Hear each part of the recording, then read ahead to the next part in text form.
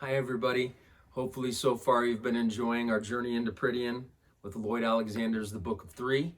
We've read the first two chapters together, and today we'll be reading chapter 3, which is called Gurgi. I'd love to know who your favorite characters are, and more importantly, I'd love to see your pictures of Taran. At the end of my reading of chapter 2, I asked you guys to share what you think Taran looks like, to draw him or create him on your computer. So I'd love for you guys to do that. So boys and girls, get out your art utensils, or even teachers who are watching, get out your art supplies and draw me a picture of Taran. And now we'll dive into chapter 3, Gurgi. By the time Taran woke, Gwydion had already saddled Melangar. The cloak Taran had slept in was damp with dew. Every joint ached from his night on the hard ground. With Gwydion's urging, Taran stumbled toward the horse, a white blur in the gray-pink dawn. Gwydion hauled Taran into the saddle behind him, spoke a quiet command, and the white steed moved quickly into the rising mist. Gwydion was seeking the spot where Taran had last seen Henwen, but long before they reached it, he reined up Melangar and dismounted. As Taran watched, Gwydion knelt and sighted along the turf. "Luck is with us," he said. "I think we've struck her trail." Gwydion pointed to a faint circle of trampled grass. "Here she slept, and not too long ago." He strode a few paces forward, scanning every broken twig and blade of grass. Despite Taran's disappointment at finding the Lord Gwydion dressed in a coarse jacket and mud-spattered boots, he followed the man with growing admiration. Nothing, Taran saw, escaped Gwydion's eyes. Like a lean gray wolf, he moved silently and easily. A little way on, Gwydion stopped, raised his shaggy head, and narrowed his eyes toward a distant ridge. "The trail is not clear," he said, frowning. "I can only guess she might have gone down the slope." "With all the forest to run in," Taran queried, "how can we even begin to search? She might have gone anywhere in Prydian." "Not quite," answered Gwydion. "I may not know where she went, but I can be sure where she did not go." He pulled a hunting knife from his belt. "Here, I will show you." Gwydion knelt and quickly traced lines in the earth. "These are the Eagle Mountains," he said, with a touch of longing in his voice. "In my own land of the north. Here, great Avron flows. See how it turns west before it reaches the sea. We may have to cross it before our search ends. And this is the river Ystrad. Its valley leads north to Cardathel. But see here," Gwydion went on, pointing to the left of the line he had drawn for the river Ystrad. "Here is Mount Dragon and the domain of Iran. Henwen would have shunned this above all. She was too long captive in Anavin. She would never venture near it." "Was Henwen in Anavin?" Taran asked with surprise. "But how?" "Long ago," Gwydion said, "Henwen lived among the race of men. She belonged to a farmer who had no idea at all of her powers, and so she might have spent her days as an ordinary pig. But Iran knew her to be far from ordinary, and of such value that he himself rode out of Anavin and seized her. What dire things happened while she was prisoner of Iran, it is better not to speak of them." "Poor Hen," Taran said. "It must have been terrible for her. But how did she escape?" "She did not escape," said Gwydion. "She was rescued. A warrior went alone into the depths of Anavin and brought her back safely." "Well, that was a brave deed," Taran cried. "I wish that I—" "The bards of the north still sing of it," Gwydion said. "His name shall never be forgotten." "Well, who was it?" Taran demanded. Gwydion looked closely at him. "Do you not know?" he asked. "Dalban has neglected your education." "It was Kal," he said. "Kal, son of Kalfur." "Kal," Taran cried. "Not the same "The same," said Gwydion. "But But Call, a hero? But he's so bald. Gwydion laughed and shook his head. Assistant pig keeper, he said, you have curious notions about heroes. I have never known courage to be judged by the length of a man's hair, or for that matter, whether he has any hair at all. Crestfallen, Taran peered at Gwydion's map and said no more. Here, Gwydion continued, not far from Annavin lies Spiral Castle. This, too, Henwen should avoid at all cost. It is the abode of Queen Akron. She is as dangerous as Iran himself, as evil as she is beautiful. But there are secrets concerning Akron which are better left untold. I am sure, Gwydion went on, Henwen will not go toward Annavin or Spiral Castle. From what little I can see, she has run straight ahead. Quickly now, we shall try to pick up her trail. Gwydion turned Melangar toward the ridge. As they reached the bottom of the slope, Taran heard the waters of Great Avron rushing like a wind in a summer storm. We must go again on foot, Gwydion said. Her tracks may show somewhere along here, so we'd best move slowly and carefully. Stay close behind me, he ordered. If you start dashing ahead, and you seem to have that tendency, you will trample out any signs she might have left. Taran obediently walked a few paces behind. Gwydion made no more sound than the shadow of a bird. Melangar herself stepped quietly. Hardly a twig snapped under her hoofs. Try as he would, Taran could not go as silently. The more careful he attempted to be, the louder the leaves rattled and cracked. Wherever he put his foot, there seemed to be a hole or spiteful branch to trip him up. Even Melangar turned and gave him a reproachful look. Taran grew so absorbed in not making noise that soon he lagged far behind Gwydion. On the slope, Taran believed he could make out something round and white. He yearned to be the first to find Henwen, and he turned aside, clambered through the weeds, to discover nothing more than a boulder.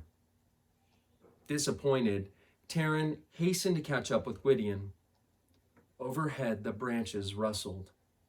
As he stopped and looked up, something fell heavily to the ground behind him. Two hairy and powerful hands locked around his throat. Whatever had seized him made barking and snorting noises. Taran forced out a cry for help. Help! He struggled with his unseen opponent, twisting, flailing his legs, and throwing himself from one side to the other. Suddenly he could breathe again. A shape sailed over his head and crashed against a tree trunk. Taran dropped to the ground and began rubbing his neck. Gwydion stood beside him. Sprawled under the tree was the strangest creature Taran had ever seen. He could not be sure whether it was animal or human. He decided it was both. Its hair was so matted and covered with the leaves that it looked like an owl's nest in need of house cleaning. It had long, skinny, woolly arms and a pair of feet as flexible and grimy as its hands. Gwydion was watching the creature with a look of severity and annoyance. So it is you, he ordered. I ordered you not to hinder me or anyone else under my protection. At this, the creature set up a loud and piteous whining, rolled its eyes, and beat the ground with his palms. It is only Gurgi, Gwydion said. He's always lurking about one place or another. He is not half as ferocious as he looks, nor a quarter as fierce as he should like to be, and more a nuisance than anything else. Somehow he manages to see most of what happens, and he might be able to help us. Taran had just begun to catch his breath. He was covered with Gurgi's shedding hair, in addition to the distressing odor of a wet wolfhound. Oh, mighty prince, the creature wailed. Gurgi is sorry, and now he will be smacked on his poor tender head by the strong hands of the great lord with fearsome smackings. Yes, yes, that is always the way of it with poor Gurgi. But what honor to be smacked by the greatest of warriors! I have no intention of smacking your poor tender head, said Gwydion. But I may change my mind if you do not leave off that whining and sniveling. Oh, yes, powerful Lord. Gurgi cried. See how he obeys rapidly and instantly. He began crawling about on his hands and knees with great agility. Had Gurgi owned a tail, Taran was sure he would have wagged it frantically. Then, Gurgi pleaded, the two strengthful heroes will give Gurgi something to eat? Oh, joyous crunchings and munchings. Afterward, said Gwydion, when you have answered our questions. Oh, afterward, cried Gurgi. Poor Gurgi can wait long for his crunchings and munchings. Many years from now, when the great princes revel in their halls, what feasting, they will remember the hungry, wretched Gurgi waiting for them. How long you wait for your crunchings and munchings, Gwydion said, depends on how quickly you tell us what we want to know. Have you seen a white pig this morning? A crafty look gleamed in Gurgi's close-set little eyes. For the seeking of a piggy, there are many great lords in the forest, riding with frightening shouts. They would not be cruel to starving Gurgi. Oh no, they would feed him. They would have your head off your shoulders before you could think twice about it, Gwydion said. Did one of them wear an antlered mask? Yes, Gurgi cried. The great horns! You will save miserable Gurgi from hurtful choppings! He set up a long and dreadful howling. I'm losing my patience with you, warned Gwydion. Where is the pig? Gurgi hears mighty riders, the creature went on. Oh, yes! With careful listenings from the trees, Gurgi is so quiet and clever, and no one cares about him, but he listens. These great warriors say they have gone on to a certain place, but great fire turns them away. They are not pleased, and they will seek a piggy with outcries and horses. Gurgi, said Gwydion firmly, where is the pig? The piggy? Oh, terrible hunger pinches! Gurgi cannot remember. Was there a piggy? Gurgi is fainting and falling into the bushes. His poor tender head is full of air from his empty belly. Taran could no longer control his impatience. Where is Henwen, you silly hairy thing? He burst out. Tell us straight off. After the way you jumped me, you deserve to have your head smacked. With a moan, Gurgi rolled over on his back and covered his face with his arms. Gwydion turned severely to Taran. Had you followed my orders, you would not have been jumped on. Leave him to me. Do not make him any more frightened than he is. Gwydion looked down at Gurgi. Very well, he asked calmly. Where is she? Oh, fearful wrath! Gurgi snuffled. A piggy has gone across the water with swimmings and splashings. He sat upright and waved a woolly arm toward Great Avron.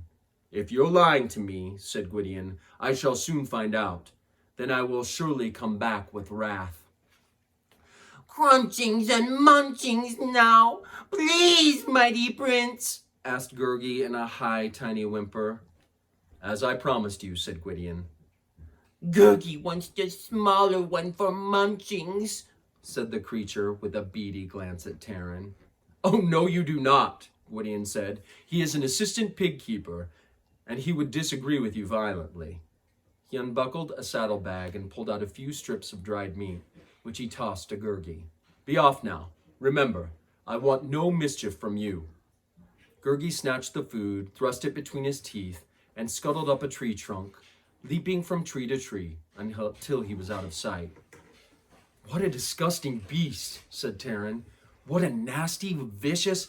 Oh, he's not that bad at heart, Gwydion answered. He would love to be wicked and terrifying, though he cannot quite manage it. He feels sorry for himself that it's so hard not to be angry with him. But there's no use in doing so. Was he telling the truth about Henwen? Asked Taran. I think he was, Gwydion said.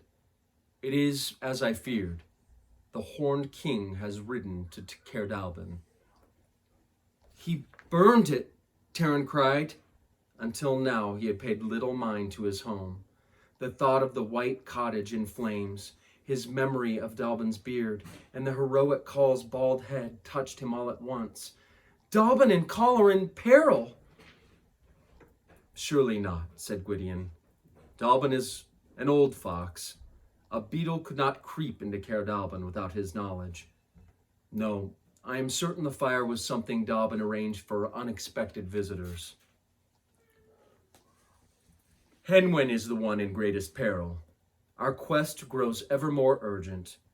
Gwydion hastily continued. "The Horned King knows she is missing. He will pursue her." "Then," Taran cried, "we must find her before he does." "Assistant Pigkeeper," said Gwydion, "that has been, so far, your only sensible suggestion." So, Gurgi's quite the creature. It's fun giving voices to characters as we read along. I didn't know what voice I was going to give to Gurgi today. That's what came out. My voices might change a little bit as we read on. We'll see. So thus far, we've met Dalban, Call, the Horned King. We have Taran, Gwydion, and Gurgi. Let me know who you like so far. Let me know who you're hoping we see more of. And let me see those pictures of Taran. I hope you're having a great time at home. And I hope you continue to read along. Chapter 4 will be coming your way soon. Take care. I hope you're healthy, happy, and safe.